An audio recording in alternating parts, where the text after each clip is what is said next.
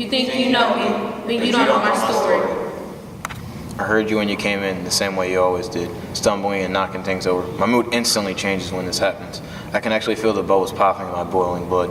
My ears and head get so hot, I gotta get up and do something. Then the sound of a shattered plate pierces the air, and you cursing at him, and you guys cursing back at each other follows. This is my cue to come upstairs and handle things, but I don't. I wait. And surprisingly, things seem to subside and I fall back asleep. Then the sound of my stepmom screaming my name woke me up. Her sliding down the stairs on her butt got me out of bed. All she said was, "It's your dad, hurry, he has a gun." This night was different than normal. Usually you just punch a hole in the wall or a door and that would calm you down and you'd pass out. You weren't mad, you were sad, depressed, gun loaded and ready to end it all. You said that you weren't good enough for us and you didn't want to live anymore. I was shaken to the point of seizure almost. I knew it was the alcohol talking. So all I had to do was get your mind off of it. I knew that if I didn't do something, I would lose you forever. So I started to panic. So I started talking about things you enjoy, like hunting and fishing and all of our good times at the lake. And then you lowered the gun. And you started to cry. And I took the gun from you, stuck it downstairs somewhere where your drunk mind wouldn't think to look. I lay back down for the rest of the night and cried. I almost vomited all over my sheets. And when my alarm went off for school, I was basically up, and I still went. I fell asleep in every single class that day. And when I came home from school, you were waiting for me at the door, and you gave me a huge hug and explained to me that you were so thankful that I had done what I did, because if I didn't, you'd be gone right now. You know, I never had the courage to tell you thank you, because I didn't want to cry in front of you. But here it is. Thank you for giving me better sleep. Thank you for not coming home crazy drunk. Thank you for changing without me asking you to. Thank you. Thank you for being the dad that I always knew you could be. I love you, Dad. There's a million voices flowing through my head. I don't know which one I should listen to. Try again. Stop. Put it down. You're stronger than this. You're weak. The voice was right. I was too weak. I couldn't go through with it. As much as I wanted to, I couldn't. Something was holding me back. My phone was going off multiple times in the background by the seconds. I sat there in my bed, tears streaming down my face, and there was this lump in my throat, and it seemed as if it was getting bigger and bigger by the second. My hands were shaking, my stomach was in knots, and my heart was racing faster than the speed of lightning. I opened my eyes, not realizing they had been squeezed shut. I threw the knife against the wall in my bedroom, and it slammed, landing in my hamper. Me, a 15-year-old girl, wanted to take my own life. What could possibly be so wrong? And don't tell me I'm overreacting. I've heard that one way too many times for my own good. It was sophomore year in high school and everything seemed as if it was falling apart. My friends found a better group of friends and they left me. It got hard, not having anyone to talk to when I needed to express my problems or having a shoulder to cry on when needed. My family would say I'm over-exaggerating or overreacting or get over it. Maybe I was over-exaggerating. Or maybe I was actually in pain to the point where it became too much. Gravity was holding me down. I couldn't walk. I was stranded. It got to the point where any and everything was the reasons I wanted to take my life.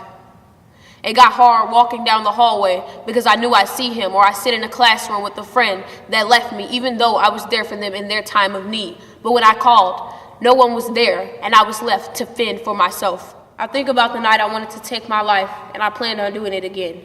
I made sure I cleaned my room and turned in all my homework. I stared at the army blade that was placed on my dresser for a good 15 minutes, contemplating on whether I should go through with it or not. Multiple times did I try to move the army blade across my arm, but it never moved, not even an inch. My hands were shaking too much to move it. My heart was in so much pain that it physically became hard for me to breathe. Eventually, I laid the knife still against my cover, which were soaked by the tears that were spewing from my eyes. I couldn't do it. I never could. That was me 2 years ago, and this is me now. In a couple of years, it'll be the end of my senior year, and I'll be crossing the stage in June 2018. Those of you in a similar situation as me, I just want you to know that that temporary pain you're feeling is just that, temporary. You have to go through rain to see a rainbow. You have to feel an unbearable heartbreak before knowing what love really feels like. You have to become a dirty seed before you become a blooming flower, and you have to cry before you smile. It always gets better. Here I am again.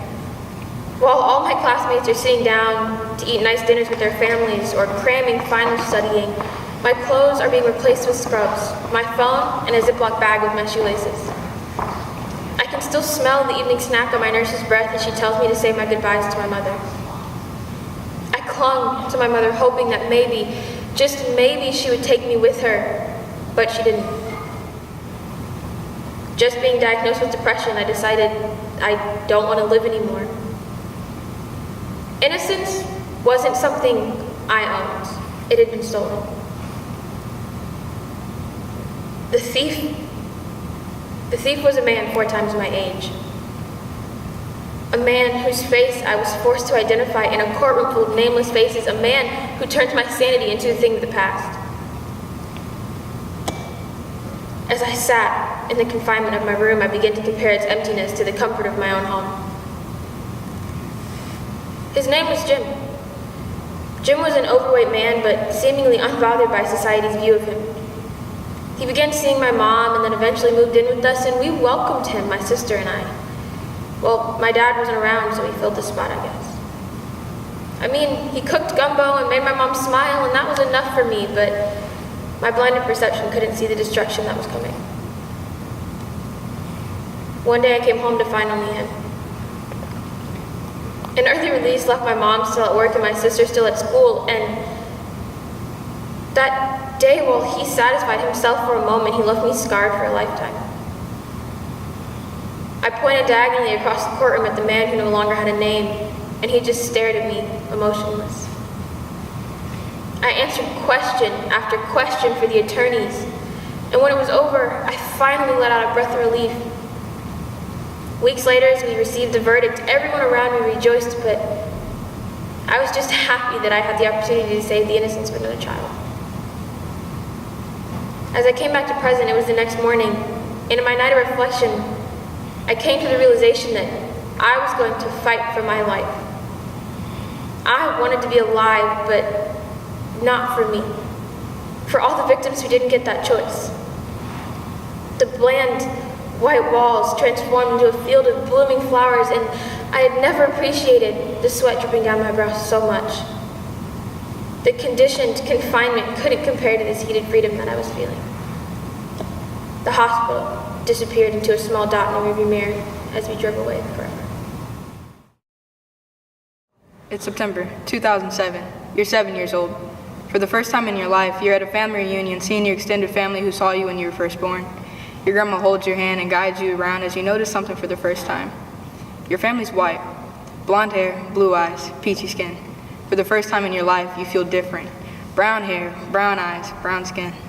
Notice how a distant uncle looks at you like an alien, how cousins touch and play with your hair like you're an exotic doll from foreign countries.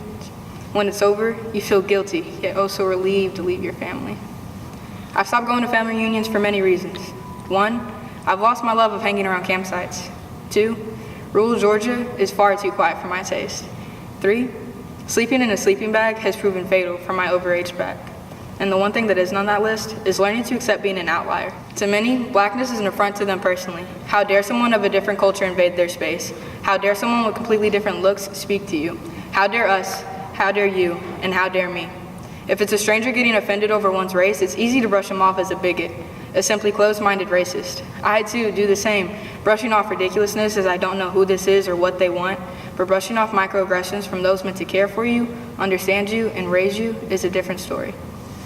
And how do you deal with this, though? I was raised by a very homogeneous family. My mom, grandma, everyone who raised me was black through and through. They don't understand what it's like to have a family so different from you. All my life, I've been told to pick a side of which race I claim to be, black or white. Being raised by a black family, I naturally gravitated towards labeling myself as black. Older generations tend not to comprehend the idea of two races standing in one in front of you. I give examples after metaphors, after similes, practically creating a soliloquy on the spot. I try to get them to understand. I'm not an alien, I'm not exotic, and I'm simply from two cultures. And eventually, they may understand, but then I tell them my mother's black and my father's white, and the cycle rehashes itself. Solution-wise, I realize the one thing that I can fix is myself. No, I'm not talking about erasing one side of myself to conform, but rather learn to love myself. The concept, loving oneself, is almost taboo in this day and age. Older generations shame you for your selfies while peers berate you for not conforming with their trends. And loving my black side, as well as my white, is a journey that I'm still on for these reasons. I've met maybe 10 people who are mixed like me, and they too have just as many self-love troubles. But when I look in the mirror, through all my confusion, I can honestly say I like what I see, culture-wise. I see my father's straight nose and my mother's shapely lips. I see my father's straight roots and my mother's curly hair. And so I've realized that how I present myself is all based on how much I love myself, and I love myself so much. I hope you do too.